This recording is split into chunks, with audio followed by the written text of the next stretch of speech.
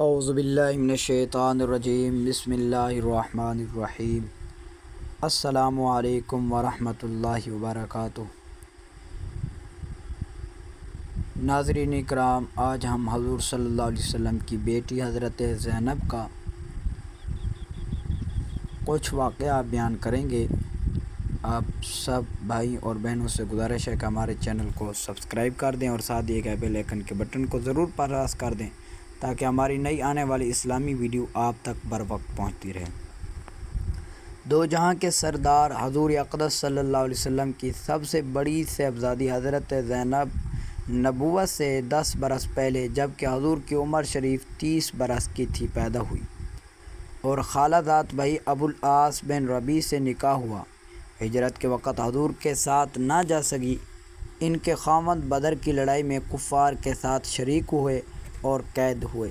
اہل مکہ نے جب اپنے قیدیوں کی رہائی کے لیے فدیہ ارسلان کی تو حضرت زینب نے بھی اپنے خاوند کی رہائی کے لیے مال بھیجا، جس میں وہ ہار بھی تھا جو حضرت خدیجہ نے جہیز میں دیا تھا۔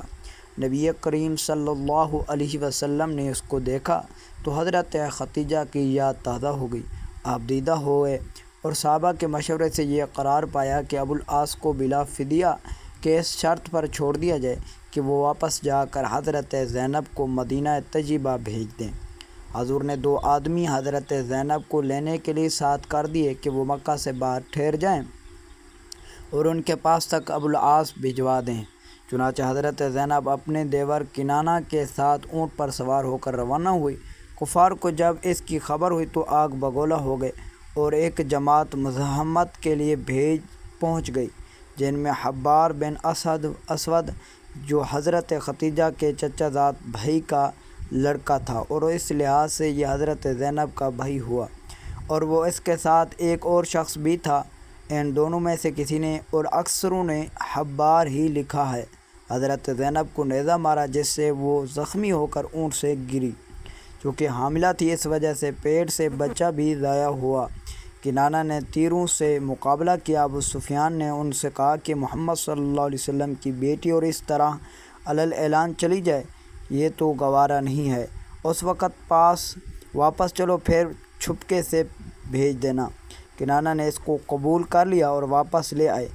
2-1 روز بعد پھر روانہ کیا اور حضرت زینب کا یہ زخم کئی سال تک رہا اور کئی سال اس میں بیمار رہ کر 8 ہجری میں انتقال فرمایا۔ حضور نے ارشاد فرمایا کہ وہ میری سب سے اچھی بیٹی تھی جو میری محبت میں ستائی گئی۔ دفن کے وقت نبی کریم صلی اللہ علیہ وسلم خود قبر میں اترے، دفن فرمایا۔ اترتے وقت بہت رنجیدہ تھے۔ جب باہر تشریف لائے تو چہرہ کھلا ہوا تھا۔ حضور نے صحابہ نے دریافت کیا تو ارشاد فرمایا کہ مجھے زینب کی ضعف کا خیال تھا، میں نے دعا کی قبر کی تنگی اور اس کی سختی سے اس سے ہٹا دی جائے۔ اللہ تبارک و تعالی نے قبول فرما لیا تو حضور صلی اللہ علیہ وسلم کی تو صاحبزادی اور دین کی خاطر اتنی مشقت اٹھائی کہ جان بھی اسی میں دے دی، پھر بھی قبر کی تنگی کے لیے حضور صلی اللہ علیہ وسلم کی دعا کی ضرورت پیش آئی تو ہم جیسوں کا کیا پہنچنا، اس لیے آدمی کو اکثر اوقات قبر کے لیے دعا کرنا چاہیے۔ ہر وقت اللہ تبارک و تعالیٰ سے استغفار اور توبہ کرنی چاہیے۔ حضور صلی اللہ علیہ وسلم کی سنتوں پر اور قرآن مجید، فرقان حمید اور نماز 5 وقت کی ہمیں ادا کرنی چاہیے اور ہمیں ہر وقت آخرت کی تیاری کرنے کی چاہیے۔ اللہ تبارک و تعالیٰ سے دعا ہے کہ اللہ تعالیٰ ہمیں حضور صلی اللہ علیہ وسلم کے وسیلے سے اللہ تبارک و تعالیٰ ہمیں آخرت کی تیاری کرنے کی توفیق عطا فرمائے اور قبر عذاب سے محفوظ فرمائے۔ آمین ثم آمین۔